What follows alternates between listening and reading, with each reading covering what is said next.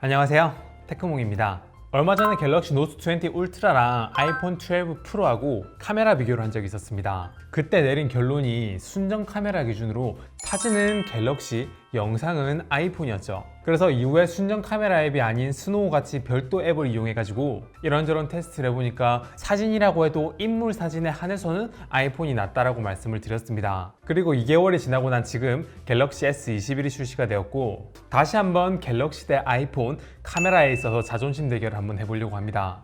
작년에 갤럭시는 일상 동영상 촬영에서 포커스를 놓치는 등 기본적인 카메라 기능에서 좀 아쉬운 점이 있었는데 이번엔 좀 개선이 되었는지, 그리고 이제 기본적인 사진뿐만 아니라 인물 사진에 한해서도 갤럭시가 아이폰을 많이 따라왔는지 자세히 살펴봐야겠죠? 그럼 지금부터 2021년도 상반기 갤럭시 대 아이폰 카메라 자존심 대결을 시작하겠습니다.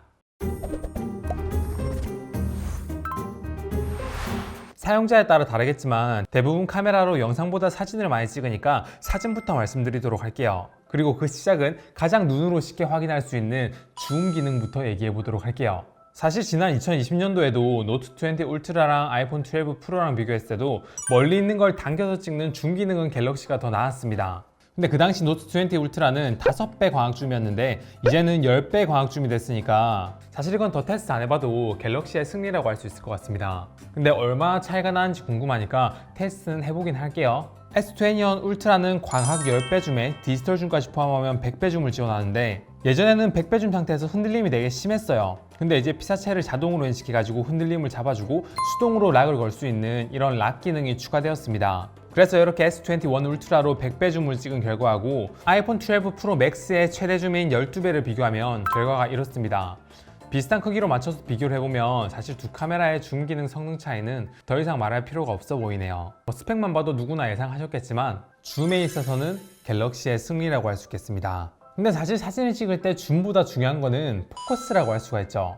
이번 갤럭시 S21 울트라는 피사체가 가까워지면 자동으로 근접 초점 모드로 전환되는 근접 촬영 기능이 생겼어요. 그래서 이 정도로 가까운 상태에서도 포커스를 잡을 수 있어가지고 훨씬 더 다양한 앵글로 피사체를 잡을 수 있게 됐습니다. 반대로 아이폰은 최도 초점 거리가 있기 때문에 그 초점 거리보다 가까워지게 되면 피사체의 포커스를 못 잡거든요. 그래서 최소 초점 거리로 보나 포커스에 따라서 카메라가 자동적으로 전환되는 기능으로 보나 포커스에 있어서는 사진에 한정하여 갤럭시에 조금 더 높은 점수를 줄 수 있을 것 같습니다. 근데 전작에서 갤럭시가 아이폰보다 부족했던 거는 인물이 피사체일 경우였어요. 그리고 특히 역광 상황일 때 노트 20 울트라와 아이폰 12 프로의 경우에는 아이폰이 훨씬 더 나은 결과를 보여주었습니다. 그리고 마스크를 썼을 때 더 그러했어요. 그럼 이제 갤럭시 S21 울트라에서는 좀 나아졌을까요? 일단 이번 갤럭시 S21 시리즈들은 원래는 라이브 포커스 동영상이었던 게 인물 사진과 인물 동영상으로 바뀌었습니다. 이게 단순히 이름만 이렇게 바뀐 게 아니라 옆에 있는 아이콘을 눌러보면 스튜디오라는 게 새로 추가가 됐어요. 여기에서 상하로 레벨을 조절하게 되면 인물의 밝기만 조절을 할 수가 있는데 실제로 해보니까 좀 과하게 보정된 느낌이 있긴 있어요. 그래도 아직까지 좀 어색하니까 스튜디오 모드가 아닌 일반 블러 모드로 해놓고 인물 사진들을 좀 찍어봤습니다. 인물 사진으로 주간에 찍어보니까 꽤나 잘 나와요. 어느 사진이 더 좋냐고 물어보면 취향 차이로 좀 갈릴 것 같은데 피부톤 보정은 갤럭시가 좀 더 많이 들어간 것 같고 주황빛을 조금 더 띠는 갤럭시가 좀 더 예뻐 보이네요. 햇빛이 내릴 때는 오전에 촬영한 사람이 해를 등지고 사진을 찍어봤거든요. 근데 갤럭시가 인물의 피부톤과 옷의 질감을 좀 더 잘 살려주는 걸로 보입니다. 근데 재미있는 점은 구름이 좀 많이 낀 경우에는 갤럭시보다 아이폰이 인물을 좀 더 잘 살려주네요. 그럼 지난 노트 20 울트라 때 갤럭시의 약점이라고 할 수 있는 역광 사진에서는 어떨까요? 놀랍게도 갤럭시가 역광 상황에서 마스크를 꼈을 때 얼굴을 인식 못했던 그런 문제가 이번에는 사라졌습니다. 색감이나 빛 표현도 훨씬 더 자연스럽고요.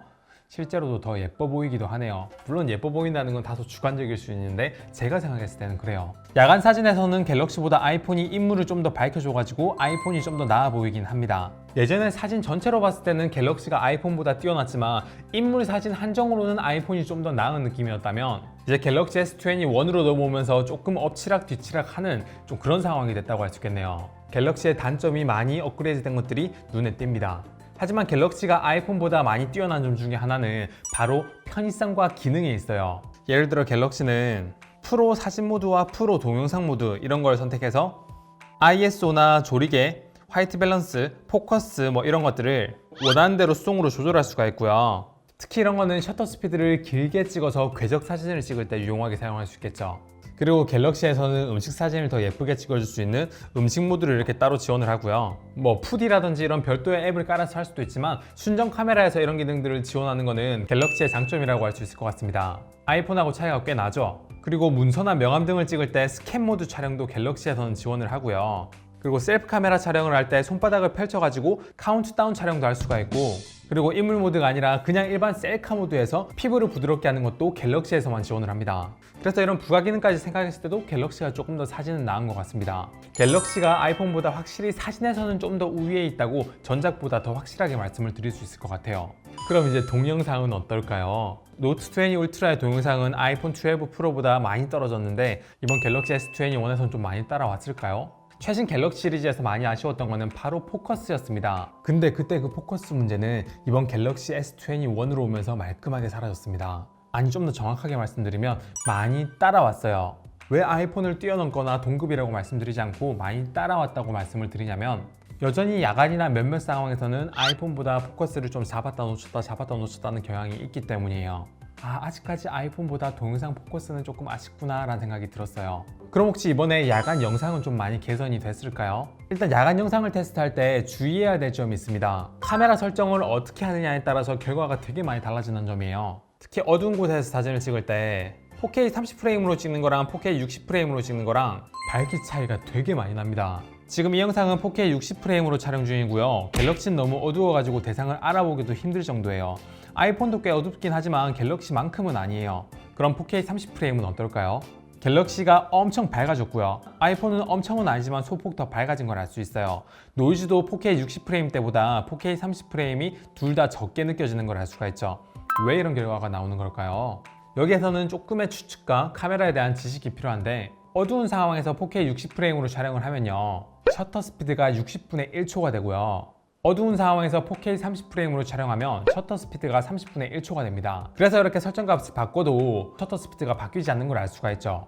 그리고 ISO도 최대값이 고정이 되어 있는지 노출값을 바꿔도 밝기가 안 변하는 걸 알 수가 있습니다. 30분의 1초가 60분의 1초보다 노출된 시간이 2배가 많은 만큼 빛도 2배나 더 많이 받아들이고, ISO가 4K 60프레임일 때는 2500이 한계로 보이는데 30프레임일 때는 ISO가 3200까지 올라가더라고요. 그래서 4K 60프레임보다 4K 30프레임으로 찍을 때 영상을 좀 더 밝게 찍을 수 있는 거예요. 물론 이렇게 확인한 거는 프로 동영상 모드 기준이고 실제 영상 값에선 이거와 다를 수는 있지만, 어쨌든 갤럭시든 아이폰이든 4K 30프레임과 4K 60프레임의 결과물이 매우 차이가 나고, 특히 갤럭시에서 더 차이가 나는 거는 꽤나 의미 있는 결과네요. 근데 뭐 30프레임이고 60프레임이고, 60프레임은 갤럭시가 너무 어두워서 갤럭시의 패배, 30프레임에서는 갤럭시가 노이즈가 너무 많이 껴가지고 마찬가지로 갤럭시의 패배. 그래서 야간 영상의 경우에도 아이폰에 손을 들어줄 수밖에 없을 것 같습니다.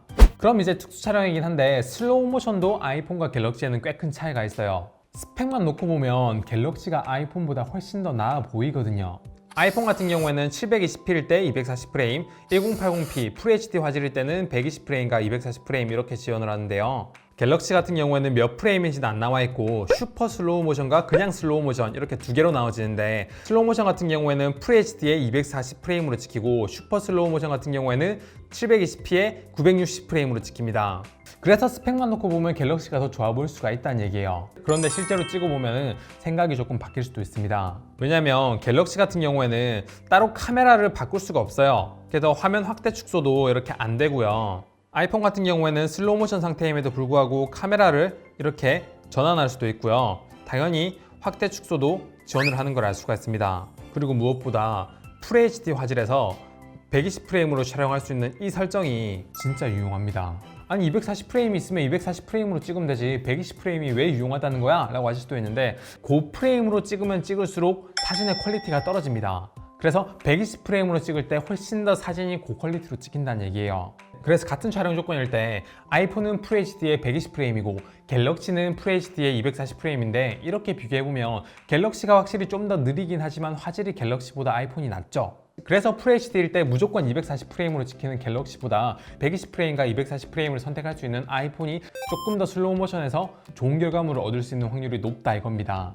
물론 이제 갤럭시에서는 아이폰에서 지원하지 않는 슈퍼 슬로우 모션 960프레임까지 찍어가지고 훨씬 더 느린 슬로우 모션이 가능하긴 하지만 실용 조건에서 그 정도까지 느린 게 필요하나라는 생각이 좀 들거든요. 그래서 저는 여러 카메라를 사용할 수가 있고 그리고 좀 더 고화질로 슬로우 모션을 찍을 수 있는 아이폰의 슬로우 모션에 조금 더 높은 점수를 주고 싶습니다. 근데 다만 아이폰과 갤럭시의 슬로우 모션에서 주의해야 될 점이 있는데 갤럭시 같은 경우에는 촬영 버튼을 누르자마자 그때부터 슬로우 모션이 적용되는데 아이폰은 버튼을 처음에 눌렀을 때는 슬로우 모션이 잠깐 적용되지 않다가 조금 시간이 지나고 나서부터 슬로우 모션이 적용되기 때문에 원하는 슬로우 모션 장면이 있으면 그거보다 전에 아이폰의 셔터를 눌러줘야 된다는 점이 여러분이 꼭 알고 계셔야 될 점입니다.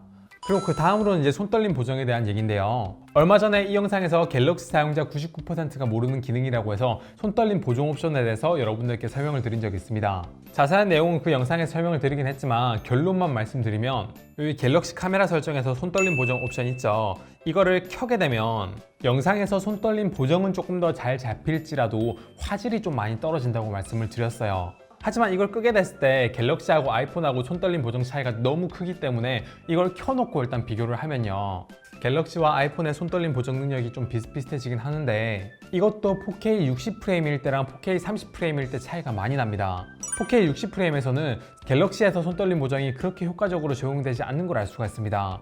4K 30프레임으로 하게 되면 손떨림 보정이 꽤나 잘 들어가가지고 아이폰하고 이렇게 비슷한 수준이 되긴 하는데 화질에 있어서 갤럭시가 아이폰보다 좀 더 떨어지죠. 이게 정말 햇빛이 잘 들어오고 밝은 환경에서는 갤럭시가 아이폰보다 조금 나을 때가 있기도 한데 이때도 그렇고 전반적으로 화질이 떨어지는 것과 손떨림 보정의 안정성 등을 생각하면 저는 갤럭시보다 아이폰에 조금 더 높은 점수를 줄 수밖에 없을 것 같습니다.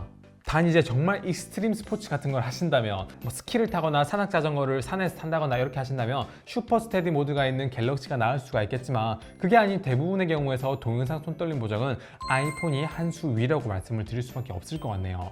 그럼 갤럭시는 영상에서 대부분 아이폰보다 부족한가? 라고 물어보시면 또 부가기능 측면에선 갤럭시가 나은 점이 확실히 있어요. 예를 들면 사진과 마찬가지로 프로 동영상 모드를 지원해가지고 제가 마이크의 방향을 원하는 대로 전면, 후면 또는 이런 블루투스 기능까지 이용해가지고 별도의 녹음기를 이용해가지고 멀리 있는 소리를 촬영할 수 있다 뭐 이런 점까지 생각했을 때 조금 더 편의 기능이 갤럭시가 낫다고 할 수도 있고요.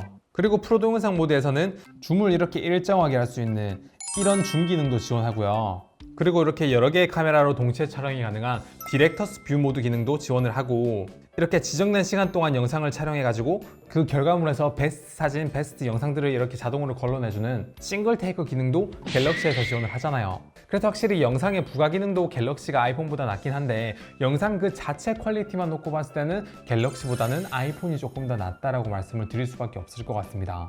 어때요? 재밌게 보셨나요? 제가 이번 영상을 촬영하기 위해서 준비된 사진이나 영상이 뭐 수천 장, 수만 장, 수만 개의 영상 이런 게 아니기 때문에 이것만으로 완전히 일반화시킬 수는 없겠지만 그래도 저는 꽤 의미 있는 결과를 도출해냈다고 생각을 합니다. 사진은 갤럭시 S21의 인물 사진이 꽤 많이 향상돼가지고 예전에는 인물 사진 빼고는 갤럭시가 아이폰보다 사진이 낫다라고 말씀을 드렸는데 이제 인물 사진이 꽤나 엎치락뒤치락 해가지고 인물 사진까지 포함해가지고 사진은 갤럭시가 낫다라고 좀 말씀을 드릴 수 있을 것 같고요. 영상의 경우에는 예전에는 포커스 능력이 정말 떨어졌는데 이제는 갤럭시의 포커스 능력이 꽤 향상이 되긴 했지만 여전히 손떨림 보정, 야간 영상, 슬로우 모션 등 실제 좀 많이 사용하는 환경에서는 여전히 아이폰이 갤럭시보다는 나았고요.